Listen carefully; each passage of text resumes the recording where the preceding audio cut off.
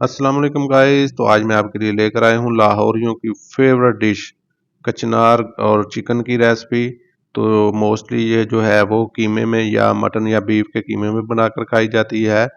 तो मैंने आज सोचा क्यों ना कुछ डिफरेंट किया जाए, तो मैं लेकर आया हूँ चिकन और कचनार की रेसिपी आप लोगों के लिए। तो आपने इसको एंड तक देखना है। इंशाल्लाह गर्मियाँ भी आने वाली हैं और माशाल्लाह से कल से रमज़ान का आगाज़ भी होने वाला है। अल्लाह सबको रमज़ान की बरकतें समेटने का बेहतरीन मौका अता करे, आमीन। तो आए रेसिपी शुरू करते हैं। सबसे पहले मैंने कढ़ाई में एक दरमियाने साइज का कटा हुआ प्याज शामिल किया और उसके बाद हमने इसमें लहसुन शामिल किया और थोड़ा सा पानी ऐड करके इन दोनों चीज़ों को गला लेंगे। मैं जो है मसाला इसी तरीके से तैयार करता हूँ। आप नहीं तो इसमें डायरेक्ट जो है वो ऑयल या घी डालकर भी बना सकते हैं। अब हम इसमें जो है कुकिंग ऑयल शामिल कर देंगे। मैं यहाँ पर कम कुकिंग ऑयल यूज़ करता हूँ, आप चाहें तो ज़्यादा अगर यूज़ करते हैं तो ज़्यादा इसमें ऐड कर सकते हैं। अब हम मसाले की जो है वो बुनाई करेंगे। सबसे पहले प्याज को थोड़ी देर के लिए इसकी बुनाई करेंगे, उसके बाद हम इसमें चिकन ऐड कर देंगे। चिकन जो है मैं यहाँ पर हाफ के जी जो है वो यूज़ कर रहा हूँ, क्योंकि मैं हाफ के जी ही यहाँ पर कचनार और हाफ के जी से थोड़े से कम ही मटर जो है वो मैं इसमें इस्तेमाल करूँगा। तो अब हम थोड़ी देर के लिए चिकन की बुनाई करेंगे। तो अब हम इसमें शामिल करेंगे सबसे पहले नमक। नमक हस्बे ज़ायक़ा मैंने ऐड कर दिया।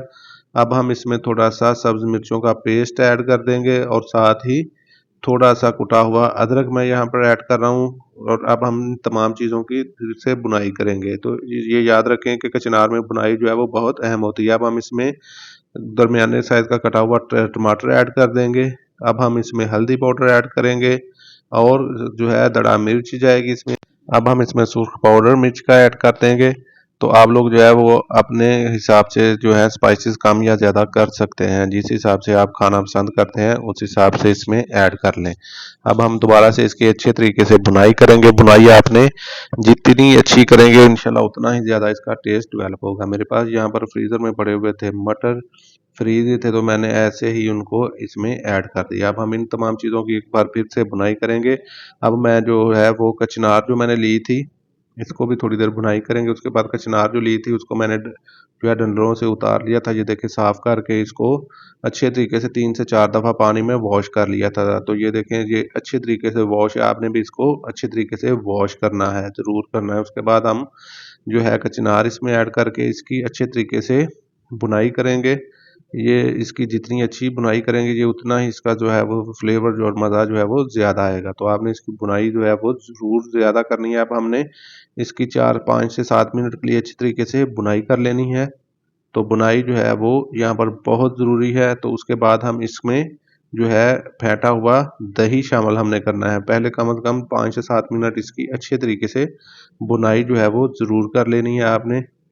तो ये लें जी, हमें बुनाई करते हुए 4 से 5 मिनट जो है 5 से 7 मिनट हो चुके हैं। अब हम इसमें जो है 150 ग्राम के करीब दही शामिल करेंगे। तो मैंने यहाँ पर आधा किलो कचनार, आधा किलो चिकन और तकरीबन जो है वो 300 ग्राम के करीब जो है मटर थे, तो वो लिए थे। तो इसमें 150 ग्राम जो है वो दही शामिल किया। तो अब हम इन तमाम चीज़ों को मिक्स करके अब हम इसको जो है थोड़ी देर के लिए ढककर जो है इसको पकाएंगे।